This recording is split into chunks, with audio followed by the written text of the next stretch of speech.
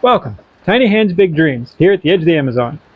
You can't go on an adventure or even have a homestead without work boots.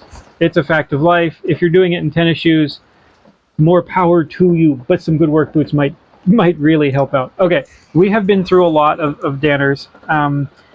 There's a story as to how we ended up with Danners. We're going to do a review on Danners. Different colors, different sizes, men's and women's. We've bought a bunch of them. I think we're up to like 5 sets. Okay. So it started with me because I was doing the gardening in tennis shoes and someone told me that was a bad idea and I shouldn't do that. She wrecked her feet trying to dig up crusty old earth in tennis shoes, and the shovel like damaged. Like it took a long time to heal. So he's like, okay, well, find good work boots. Okay, so did a whole bunch of research, had zero luck because I don't have typical women's feet. I say they're small. They're not shaped for women's footwear mostly. My feet are wider and they're a little bit thicker. They fit men's work boots. Figured this out. It's great. Unfortunately, finding men's work boots in small enough sizes, it was pretty much impossible. They stopped like one size up. They're just like, sorry, it ends here. Like your size is in men's, I don't know. No, because this is women's sizes.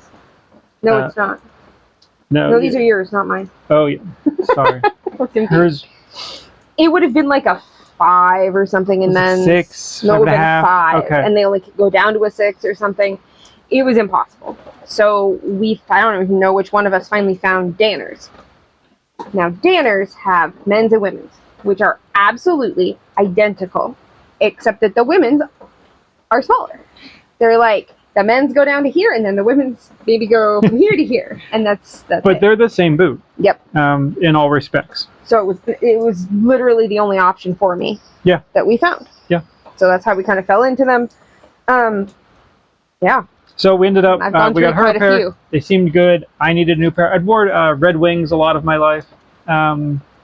Many years in Red Wings. Thought I'll get a set too.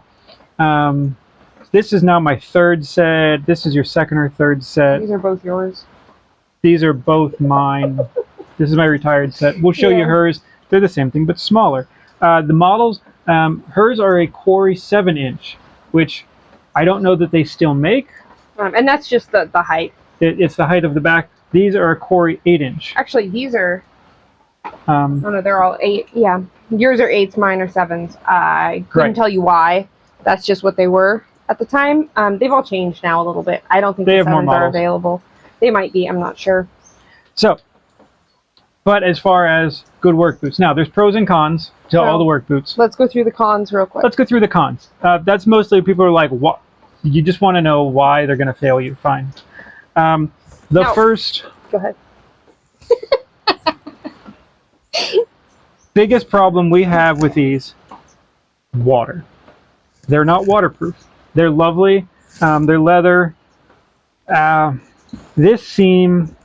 We'll do close-ups of some of this to make it a little bit easier to see. Yeah, this seam around here, where it's actually, the leather is stitched down to the sole, leaks. And we're not talking like you can't go through puddles and things on a rainy day. I didn't expect to be able to go through puddles in the boots. They're made in Portland. They're made in the U.S. Yeah. In Portland. It rains in Portland. You walk across a freshly mowed lawn, nice and tight, 2-inch mow that has dew on it from the early morning. You want to get the mail. Your feet are wet in 6 feet. Why is my sock wet? It just wicks through instantly around the edge. Even with brand new boots. You look down and only the tiniest bit of the leather even has moisture on it. Nope, you already feel cold seeping in. Biggest gripe, we've put wax on them, we've put cream and things. We tried to silicone them at one point. We've tried lots of Nothing really things. worked. That is my absolute #1 complaint. And it's not just living here. I mean, obviously living here in Ecuador where it rains a lot is super irritating. But no matter where you are, there's some amount of moisture. Yeah, Tennessee, it was a problem. Okay, that was biggest gripe. Yep. Now mine had a particular failure that I don't think yours did. No, my first ones did. Did they? They did. Okay. So we'll do a close-up, and what it is the liner. In fact, these are actually... Those failures? These are fully blown out.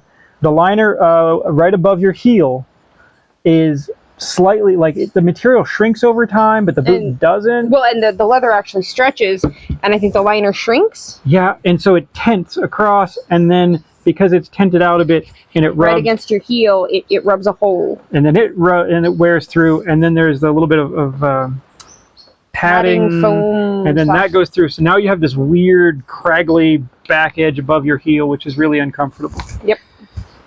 We've had it on now several pairs of boots. Seems to be across sizes, men's, women's, cross feet.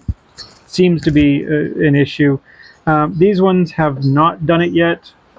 I haven't also worn them that much. Yeah. So I don't see a solution to that either. We kind of hoped it was a one-off. My first pair did it, and I'm like, well, maybe it was a little bit of a manufacturing issue. I also got my first pair slightly too tight. Yeah. Just ever so half a size too tight, so I thought maybe in that it caused a problem, but it seems to be all of the danners we have. Yeah, there's still toenail damage from wearing boots that are slightly too tight. Yeah, that whole like get it so it's slightly small so it'll stretch out and be comfortable. Slightly small, not this really hurts to walk in.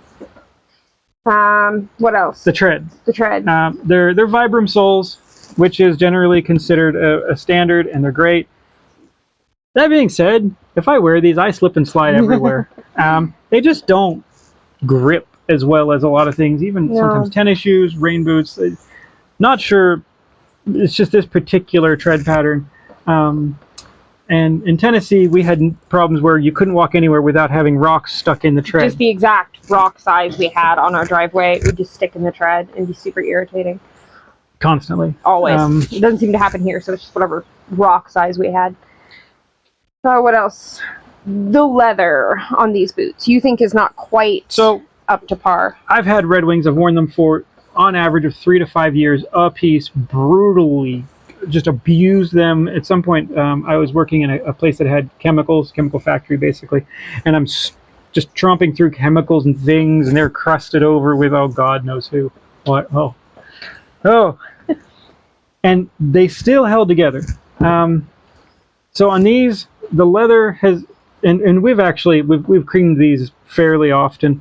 Most of it's fine, but this toe piece has really just gotten dry and cracking, and I finally got it. Just a hole just popped through it. And I've tried to stay on top of these with quality cream. I've never had that with another one. So I wonder about something in the dyeing process, shortens longevity. I mean, there's I don't know, leather dyeing, tanning processes. They just seem a little fragile. They may be more chemically tanned. I don't know. Stress cracks here pretty easily that they cannot be rubbed out with cream, and they actually like crack. And we'll stay on sometimes monthly, every other month, if it looks like they're drying out. Didn't help. Yeah. So potentially small issues, but it's only in the toe piece. All right, so pros. Okay, other than that, they're actually quite solidly built. We've never had a seam come unstitched. We've never had the heel come off. We've never torn an eyelet out. Nope. I've never had... Nothing's really worn out except for the inner lining, like we talked about. Everything else just sort of hangs on. Yeah. So they're actually pretty solidly made. So that part I do like. Yep.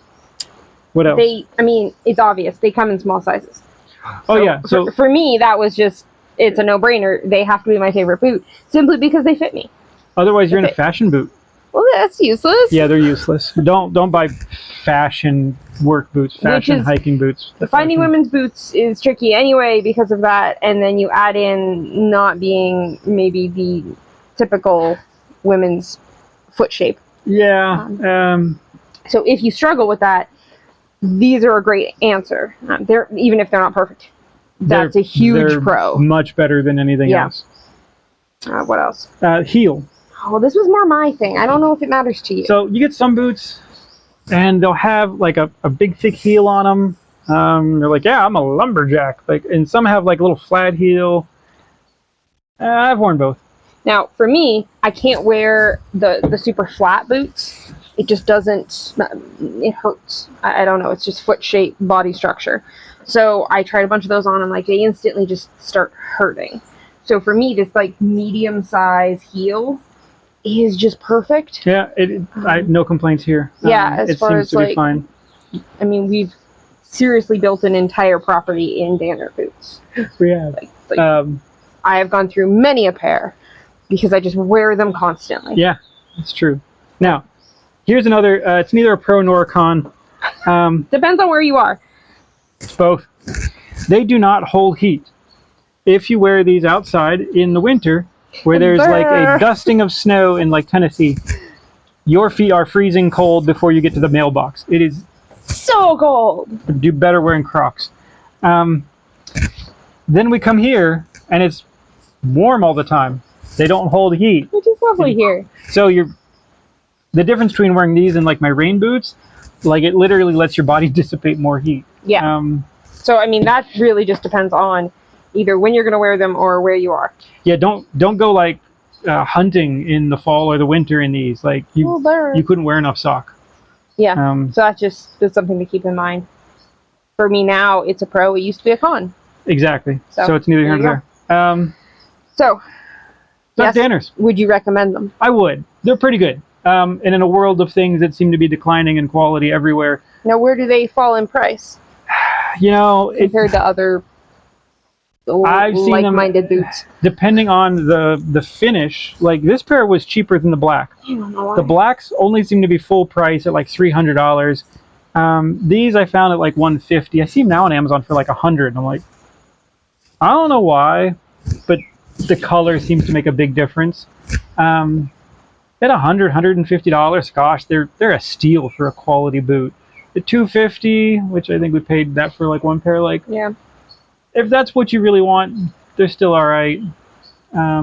Which is probably what you can get them for in a store. They discount them a little bit. Yep. You know, it's when you're looking at American-made full leather boots, they're pricey.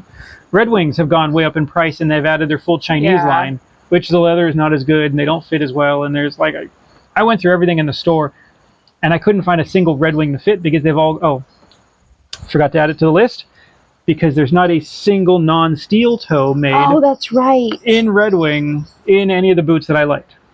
They're all steel toe. Right. I forgot that. That was another huge issue we had. Danner. And that's why you ended up switching to Danner from the Red Wing you've worn forever. This was many years ago. We've forgotten things.